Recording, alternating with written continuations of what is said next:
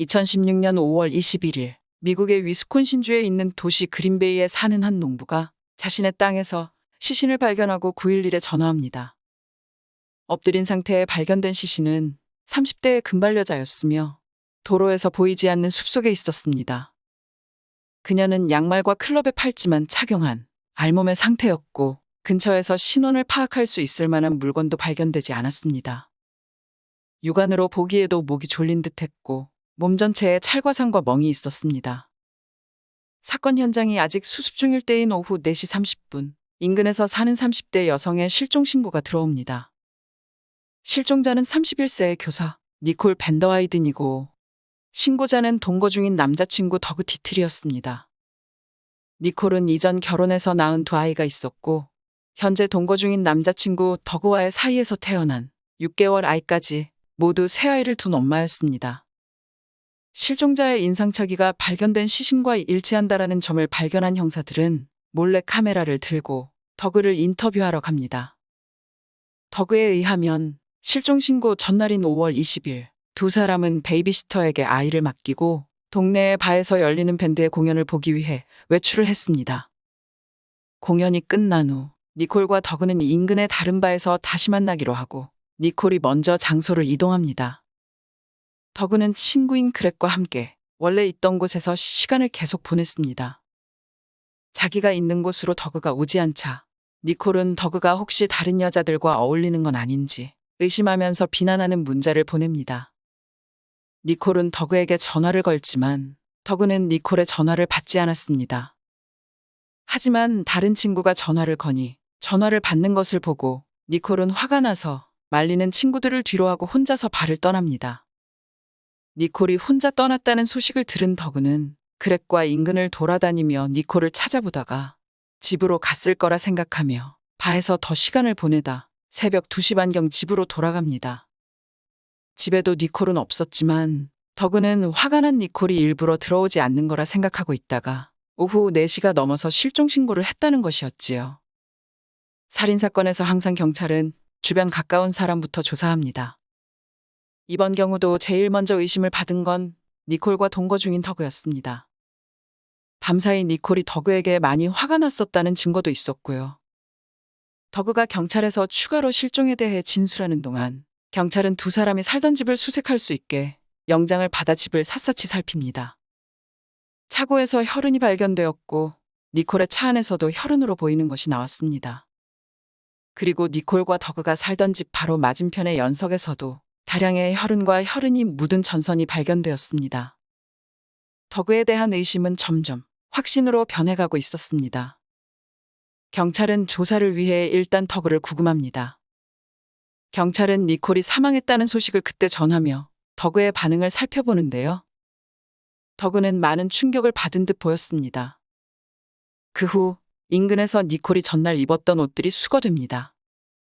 수집된 증거들이 모아져 연구실로 보내지고 결과가 나올 때까지 더그는 구금됩니다. 더그의 구금은 DNA 감식 결과가 나오기까지 18일 동안 계속되었습니다.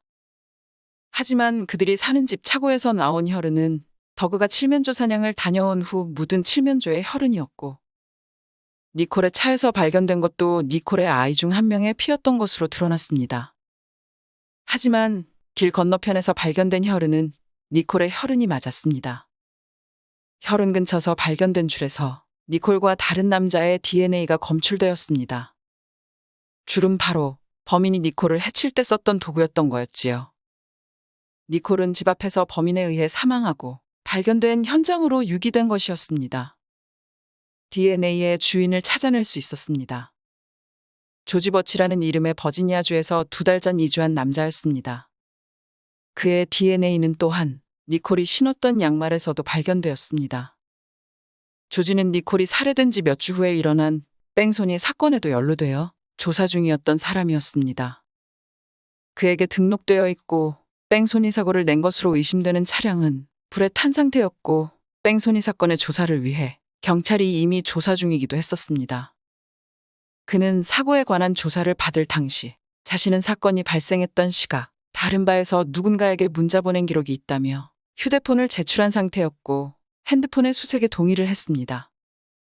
따라서 교통사고를 조사하던 경찰은 그의 핸드폰에서 추출한 모든 기록을 갖고 있었고, 니콜 사건을 수사 중이던 담당 형사도 이 자료 중 위치를 알 수 있는 정보인 구글 대시보드 기록을 확인할 수 있는 영장을 신청합니다.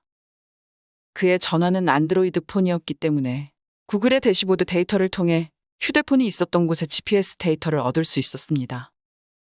그 기록을 보면 그가 니콜이 마지막 목격되었던 시각, 니콜이 있었던 바의 근처에 있었고, 니콜의 집 앞에서 거의 1시간가량 머물렀다가 니콜의 시신이 발견된 곳으로 이동한 것을 알 수 있었습니다. 이 증거들을 토대로 니콜이 사망한 후 4개월 만인 2016년 9월, 조지 버치는 체포되어 1급 살인 혐의로 기소됩니다. 이 모든 증거에도 조지는 자신이 니콜을 살해하지 않았다고 주장합니다. 조지의 주장에 따르면 사건 당일 니콜을 바에서 만나 이야기를 나누며 친해졌는데, 니콜의 집까지 자신의 차로 데려다 준 후 그녀의 집 앞에서 서로 합의하에 성인들의 행위를 하고 있었는데, 갑자기 뒤에서 공격을 당해 정신을 잃고 깨어났다는 겁니다. 하지만 니콜은 이미 사망한 상태였고, 누군가가 자신에게 총을 들이댄 채 운전하게 만든 후 니콜을 유기하는 것을 돕게 협박했다는 얘기였습니다.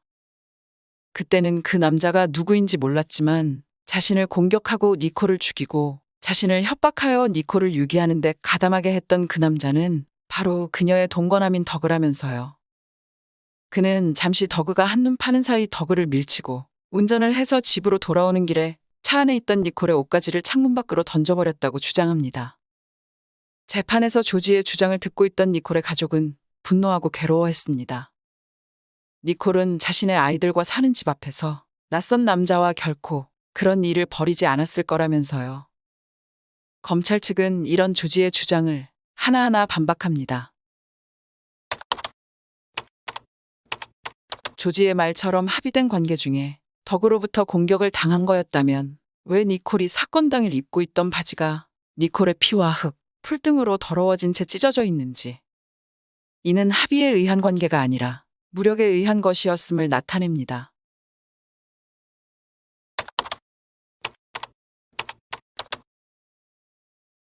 덕은 니콜이 사준 핏빛을 차고 있었습니다.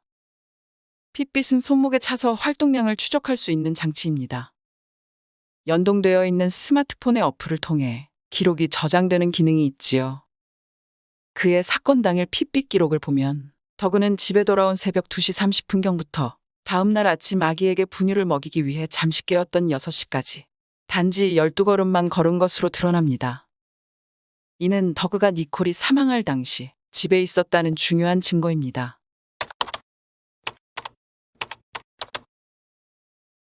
조지는 신장 2m에 체중이 110kg이 넘는 상당한 거구입니다. 이런 조지가 기절할 정도로 세게 맞았다고 주장하는데, 사건의 현장에선 조지의 혈액이 하나도 발견되지 않았고, 조지는 사건이 일어난 다음 날 친구들과 낚시 여행을 갔었는데 같이 갔던 친구들 중 어느 누구도 조지의 상처를 본 사람이 없었다는 거였습니다.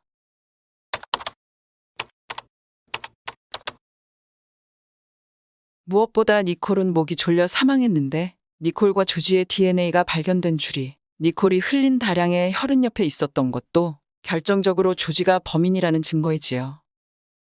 이렇듯 조지의 주장은 신빙성이 전혀 없었습니다.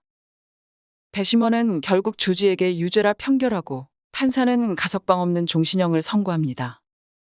니콜이 사준 덕의 핏빛 기록이 없었다면 조지는 배심원들을 현혹시켜 덕가 범인일지도 모른다는 의심을 하게 한 후 무죄 판결을 받았을 수도 있었겠지요. 배심원들에게 편견을 줄 수 있다는 이유로 조지의 과거 사건에 대해 재판에서 밝힐 수는 없었지만, 니콜 사망 20년 전인 1997년 조지는 이웃의 한 남자를 해친 혐의로 재판을 받았으나 무죄를 판결받은 적이 있었습니다. 20년 전 피해자의 부인과 여동생은 니콜의 사건으로 조지가 재판받는다는 소식을 듣고 멀리서부터 와서 조지의 모든 재판에 참석했다고 하고요. 비록 자신의 남편과 오빠의 죽음에 대한 책임은 아니었지만 조지가 20년 만에 다른 사건으로 처벌을 받게 되는 모습을 보며 어떤 기분이 들었을까요?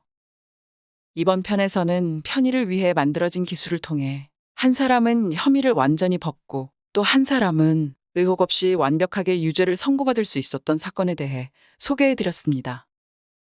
오늘의 이야기가 흥미로우셨다면 구독과 좋아요, 댓글 부탁드립니다. 이상 해외 사건 스토리텔러 한나였습니다. 다음에 더 흥미로운 사건으로 찾아뵙겠습니다.